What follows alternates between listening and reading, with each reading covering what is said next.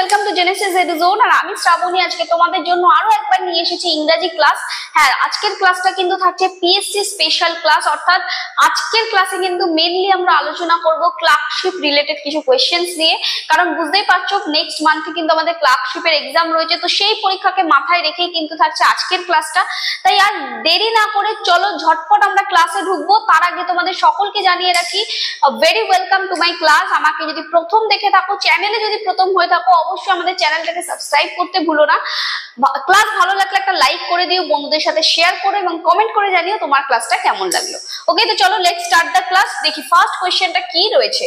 ওকে, so first কোয়েশ্চেনটা রয়েছে একটা ইডিওমেটিক ফ্রেজ, এবং তোমাকে জানতে চাইছি যে আন্ডারলাইন করা ওয়ার্ডটা রয়েছে, ফ্রেজটা রয়েছে, এই ফ্রেজটার মানে কি।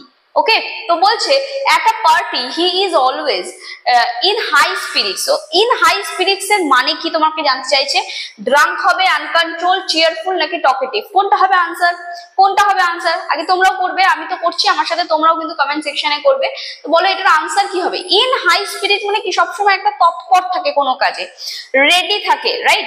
তো সে চিয়ারফুল হবে, আনন্দের সাথে কাজ করবে এবং আনন্দের জন্য রেডি থাকবে, রাইট। তাহলে ইন হাই স্পিরিট সবসময় একটা পজিটিভ সেন্সকে আমি বলতেই পারি এটা একটা পজিটিভ সেন্স আসছে। ইন হাই স্পিরিটস সবসময় একটা পজিটিভ সেন্স, ওয়ারাস ড্রাঙ্ক, আনকন্ট্রোল এন্ড টকেটিভ এগুলো সবই নেগেটিভ।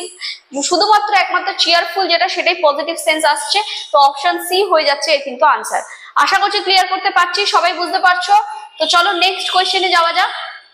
ওকে, সো নেক্সট কোয়েশ্চেনটা কিন্তু একটা ফিলার্স এর প্রশ্ন রয়েছে, একটা ফিল ইন দ্য গ্যাপ রয়েছে, এখানে প্রিপোজিশন দিয়ে তোমাকে ফিল করতে হবে। তো চলো আনসার কি বলছে একটু দেখে নি। কোয়েশ্চেনটা বলছে when we get ready for dinner I have to take my books dash the table। যখন আমি ডিনারের জন্য রেডি হই তখন আমাকে কি করতে হবে, আমার বইগুলোকে টেবিলের মধ্যে I have to take my books dash the table, টেবিলে কি করতে হবে, কি হবে অপশন দেখো। অপশন বলছে অফ, ফ্রম, আউট না অফ। এবার একটু মানেগুলো একটু জেনে নি। হ্যাঁ, ও ডাবল এফ অফ মানে কি বলতো, ও ডাবল এফ অফ মানে হচ্ছে সেপারেশন। সেপারেশন মানে ধরো আমি বলবো I fail of the chair. Chair থেকে যখনই আমি পড়ে যাচ্ছি তখন ও এফ নয়, ও ডাবল এফ অফ হবে। কেন? কারণ চেয়ার আর আমার মধ্যে একটা সেপারেশন তৈরি হচ্ছে। তো সেপারেশন অর্থাৎ হলেই কিন্তু অর্থ বোঝালেই কিন্তু ও ডাবল এফ অফ করবো। ওকে, আর ও এফ অফ কখন করব? ও এফ অফ হচ্ছে ফন্ডনেস, বা তুমি বলতে পারো যে রিলেশন বোঝালে ও এফ অফ হবে, ও ডাবল এফ নয়। যেমন ধরো আমি যদি বলি যে I am fond of books, আমার বই পড়তে ভালো লাগে, তাহলে সেপারেশন নয়, এখানে কিন্তু রিলেশন তৈরি করছে বইয়ের সাথে আমার, সেই জন্য ও এফ অফ ইউজ করবো, ও ডাবল এফ অফ নয়। ওকে, আউট মানে কি? আউট মানে বাইরে, বুঝতেই পারছো, আউটসাইড লোকেশন বোঝানো হচ্ছে, তো সেটাই হচ্ছে আউট। আর ফ্রম মানে কি? ফ্রম মানে from a particular place to another, to from one place to another, একটা প্লেস থেকে অন্য প্লেসে যাওয়া, সেটাই হচ্ছে ফ্রম, কোন জায়গা থেকে বোঝানো হলে।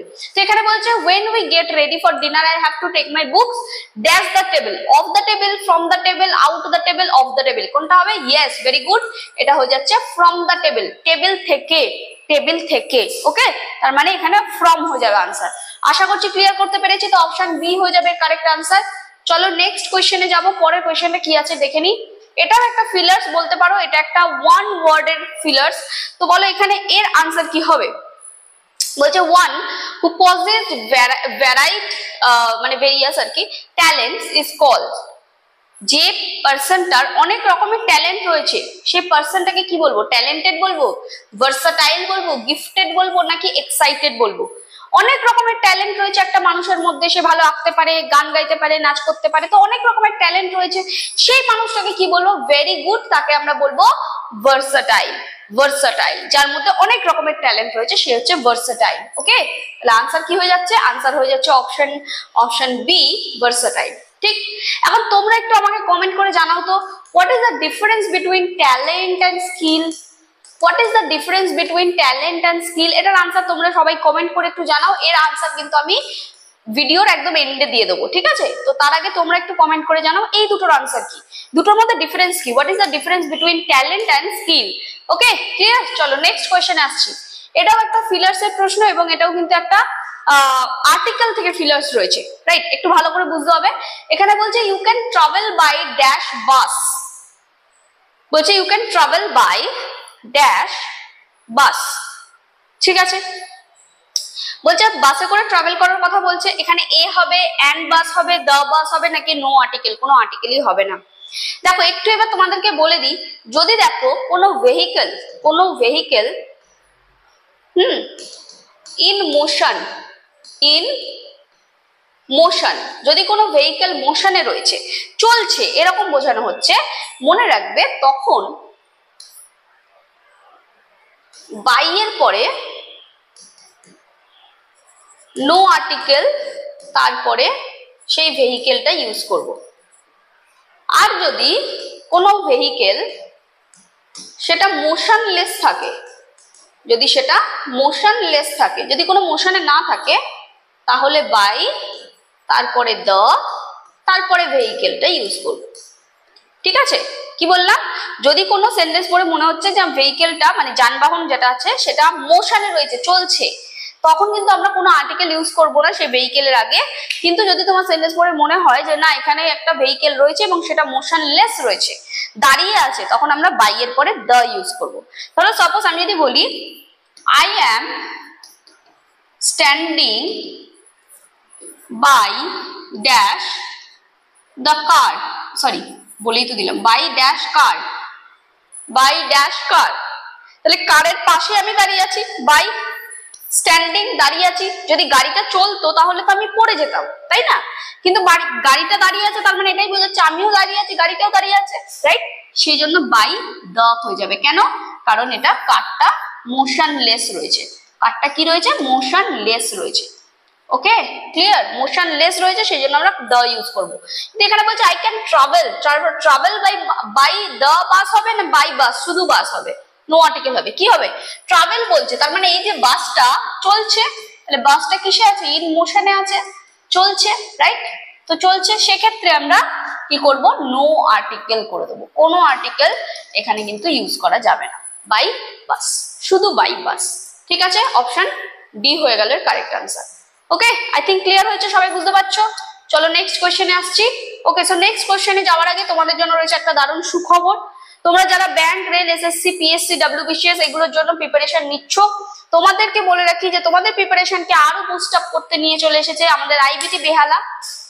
আইবিটি বেহালাতে তোমরা যদি নিজেদের নাম এনলিস্ট করো, অ্যাডমিশন নাও, তাহলে কিন্তু খুব শিগগিরই তোমরা পেয়ে যাচ্ছ জেনেসিস অ্যাপ সাপোর্ট, অর্থাৎ 24/7 অ্যাপ সাপোর্ট। তোমাদের যে কোনো জায়গায় পরীক্ষা দিতে বা কোনো জায়গায় কোনো ক্লাস কোনো জায়গায় বুঝতে পারলে না বা কোনো কোয়েশ্চেনে তোমাদের ডাউট থাকলো, তো সেই কোয়েশ্চেনটা যদি তোমাদের এই অ্যাপের মধ্যে যদি তোমরা দিয়ে দাও, তাহলে খুব ইজিলি কিন্তু আমরা যখন তোমাদের প্রবলেম হবে সেই সময় পর্যন্ত আমরা রেডি থাকি তোমাদের আনসার দেওয়ার জন্য। অর্থাৎ 24/7 কিন্তু আমরা রেডি থাকি তোমাদের প্রশ্নের আনসার দেওয়ার জন্য এই অ্যাপের মধ্যে।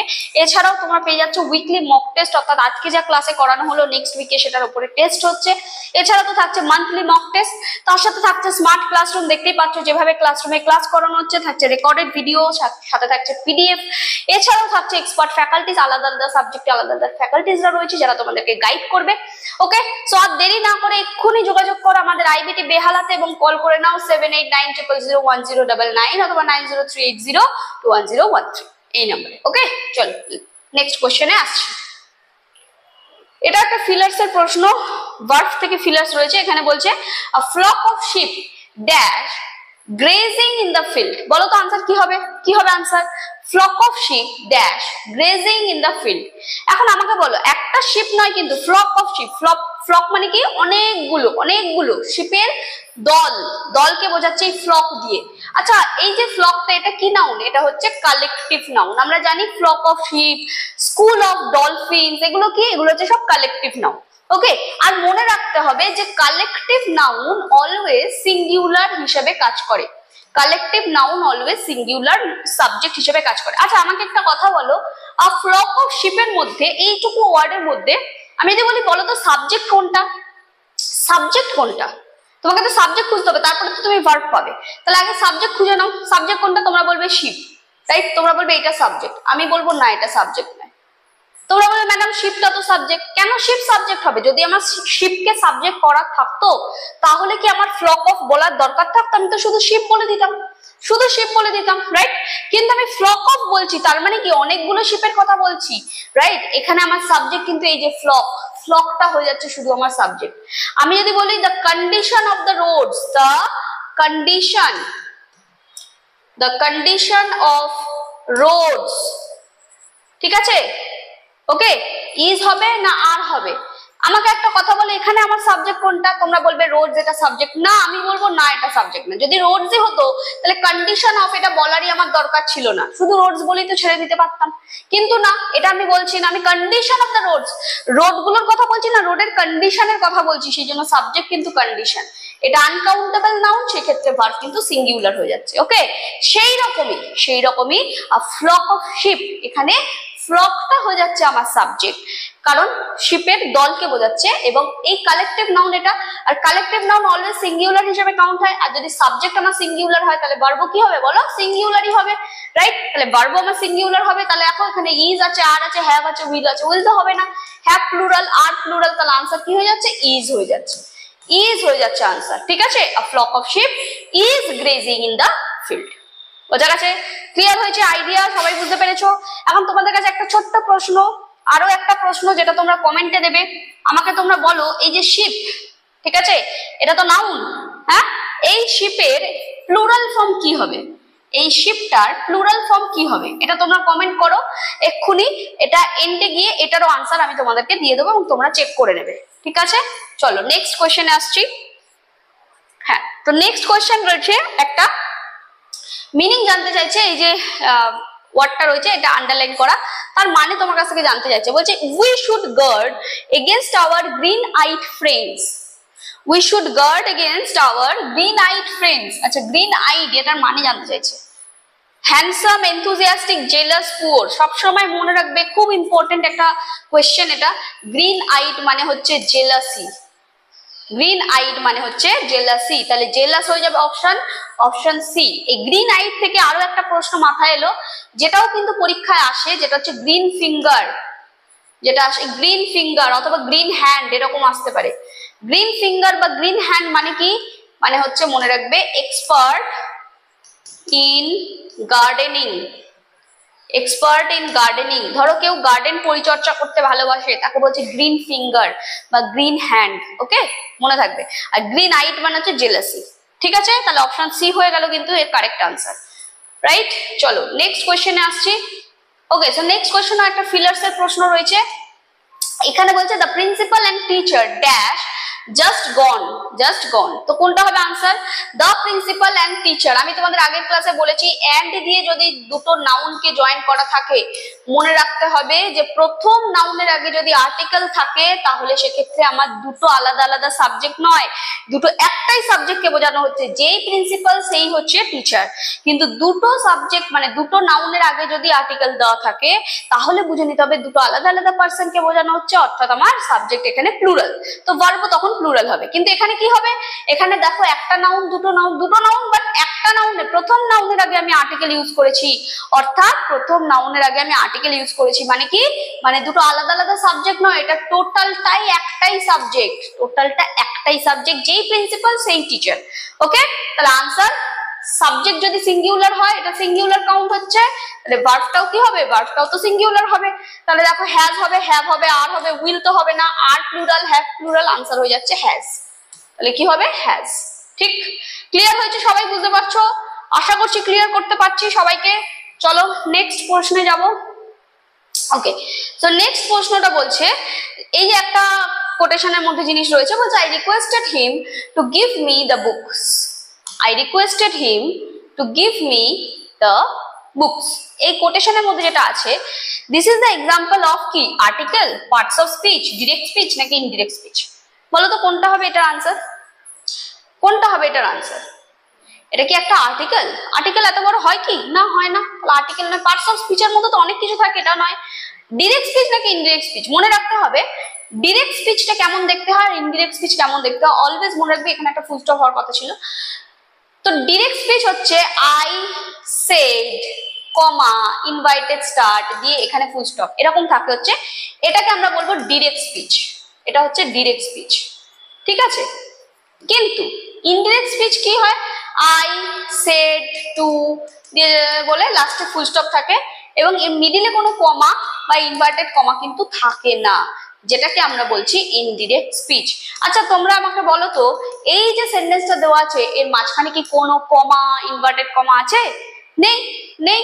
তাই জন্য এটা কিন্তু আমার ডিরেক্ট নয়, এটা হয়ে যাচ্ছে আমার ইনডিরেক্ট স্পিচ। এটা কিন্তু আমার ইনডিরেক্ট স্পিচ। দেখো টু দিয়ে জয়েন করে দেওয়া আছে, আর রিকোয়েস্টেড সেট টুটা উঠে গিয়ে রিকোয়েস্টেড হয়ে গেছে, এন্ডে ফুল স্টপ আছে, তো এটা কিন্তু আমার ইনডিরেক্ট স্পিচ।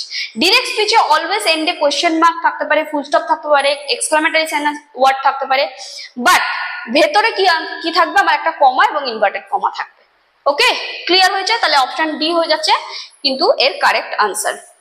বোঝা গেছে? ওকে, অলরাইট। চলো আরো একটা কোয়েশ্চেন রয়েছে লাস্ট, যে কোয়েশ্চেনটা বলছে এটাও একটা ফিলার্স এবং এটা একটা ভার্ব দিয়ে তোমাকে ফিল করতে হবে। এখানে বলছে it dash rain continuously since this morning. Morning থেকে কন্টিনিউয়াসলি বৃষ্টি পড়ছে। আর আমরা পড়েছিলাম যদি কোনো সেন্টেন্সে ফর বা সিন্স থাকে তাহলে, এবং তারপরে যদি একটা টাইম মেনশন করে দেওয়া থাকে, সেটা কোন টেন্সে হবে? ইয়েস, এটা হয়ে যাবে present perfect continuous. Present perfect continuous এই টেন্সে হয়ে যাবে, ঠিক আছে। তো প্রেজেন্ট পারফেক্ট কন্টিনিউয়াস এর রুল কি বলে দাও? প্রেজেন্ট পারফেক্ট, পারফেক্ট থেকে আমি শিখিয়েছিলাম হ্যাভ হ্যাজ নেব, কন্টিনিউয়াস থেকে আইএনজি নেব, মেন ভার্বের সাথে আইএনজি আর মিডিলে বিন অ্যাড করে দেবো। এটা হয়ে গেল প্রেজেন্ট পারফেক্ট কন্টিনিউয়াস। তাহলে বলো কোনটা হবে আনসার? আনসার হয়ে যাচ্ছে option C, has been raining. Has been raining, তাহলে কি হয়ে যাচ্ছে? It has been raining. It has been raining continuously since this morning. Okay, clear? Everybody বুঝতে পেরেছো? সবাই বুঝতে পারছো? চলো বেশ। ওকে, তো this is the final question. এটা আমাদের লাস্ট কোয়েশ্চেন এবং আমি চাইবো এটার আনসার তোমরা কমেন্ট সেকশনে দেবে, এটা কিন্তু আমি বলবো না। এখানে প্রশ্নটা একটু পড়ে দিই। এখানে বলছে find the synonym of freelance. ফ্রিল্যান্সের সিনোনিম কি হবে? Self betrayed, self centre, self employed, self derive. কোনটা আনসার হবে? আমি চাই তোমরা সকলে আনসার করো। জাস্ট এবিসিডি যেটা আনসার সেটা শুধু কমেন্ট সেকশনে জানিয়ে দাও, তাহলেই হয়ে যাবে। যার আনসার সঠিক হবে সে কিন্তু একটা লাভ রিঅ্যাক্ট পেয়ে যাবে আমার থেকে। ওকে, তো চলো এন্ড করব। অবশ্যই তার আগে তোমাদের দুটো কোয়েশ্চেন দিয়েছিলাম, সেই কোয়েশ্চেন দুটো একটু আনসার তোমাদেরকে বলে দিই। ফার্স্ট একটা কোয়েশ্চেন দিয়েছিলাম, সেটা হচ্ছে যে what is the difference between skill and talent. আর একটা কোয়েশ্চেন তোমাদেরকে দিয়েছিলাম, শিপের প্লুরাল ফর্ম কি হবে। তো মনে রাখতে হবে আমরা বয়ের প্লুরাল, বয় একটা নাউন, গার্ল নাউন, রাইট? বয় নাউন হয়, গার্ল নাউন হয়। তো বয়ের প্লুরাল ফর্ম আমরা বয়েজ করি, গার্লের প্লুরাল ফর্ম গার্লস করি, রাইট? কিন্তু মনে রাখবে শিপ বা যদি এখানে ডিয়ার থাকতো, ডিয়ার, হ্যাঁ, শিপ বা ডিয়ার যাই থাকুক না কেন, শিপ অর ডিয়ার, DEER, তো এই শিপ আর ডিয়ারের কিন্তু প্লুরাল ফর্ম রিমেন সেম। শিপটা শিপই থাকবে, ডিয়ারটা ডিয়ারই থাকবে। ওকে, তাহলে এখন তোমাদের মনে প্রশ্ন হতে পারে ম্যাডাম কি করে বুঝবো এটা প্লুরালে আছে না সিঙ্গুলারে আছে? হ্যাঁ, তোমাকে বুঝতে হবে যদি ধরো একটা শিপ থাকে তাহলে শিপ লেখা থাকবে, যদি দুটো শিপ থাকে টু শিপ থাকবে, কিন্তু টু শিপস থাকবে না। কি বললাম বুঝতে পারলে? টু শিপ এরমই থাকবে। এই টুটা দেখে তুমি বুঝবে এটা প্লুরালে আছে, ঠিক আছে তো? কিন্তু যদি একটা শুধু শিপ লেখা থাকে তাহলে বুঝবে একটাই শিপকে বোঝাচ্ছে। আর ওখানে আমরা পড়েছিলাম ফ্লক অফ শিপ, ঠিক আছে? ওখানে আমি কি পড়েছিলাম? ফ্লক অফ শিপ পড়েছিলাম, আ ফ্লক অফ শিপ। তো এখানে ফ্লক দেখে বুঝতে পারছো তো অনেকজনকে বোঝাচ্ছে, সেই জন্য শিপটা এখানে প্লুরাল ফর্মে বসে আছে। বোঝা গেছে? ক্লিয়ার হয়েছে? সবাই বুঝতে পারছো? ওকে, ফাইন। নেক্সট আসছে স্কিল আর ট্যালেন্টের মধ্যে ডিফারেন্স কি আমি পড়েছিলাম। স্কিল মানে কি আর ট্যালেন্ট মানে কি? ট্যালেন্ট মানে হচ্ছে যখন সে বাই বার্থ হচ্ছে, জন্মগত তার ট্যালেন্ট। সাপোজ ধরো সে জন্মগত লেফটি, লেফট হ্যান্ডে লিখতে পারে, আমরা কি পারবো? পারবো না। তো এটা হচ্ছে তার ট্যালেন্ট, ঠিক আছে? তো বাই বার্থ যখন জন্মগত কিছু হয়ে যাচ্ছে তখন সেটা হয়ে যাচ্ছে আমার ট্যালেন্ট। আর স্কিল কোনটা? Acquired knowledge. কি বললাম? Acquired knowledge. মানে ধরো আমরা জীবন থেকে যা কিছু শিখছি সেটাই হচ্ছে কিন্তু স্কিল। ধরো সাপোজ আমরা পড়াতে পড়াতে অনেক কিছু শিখছি, তোমরা তোমাদের যত সময় যাচ্ছে তোমরা যত পড়াশোনা করছো, পড়তে পড়তে অনেক কিছু শিখছো, তো সেটা হচ্ছে তোমাদের স্কিল, সেটা হচ্ছে স্কিল। বাট ট্যালেন্ট কি? ট্যালেন্ট হচ্ছে যেটা জন্মগত, ঠিক আছে? বোঝা গেল? ক্লিয়ার হয়েছে?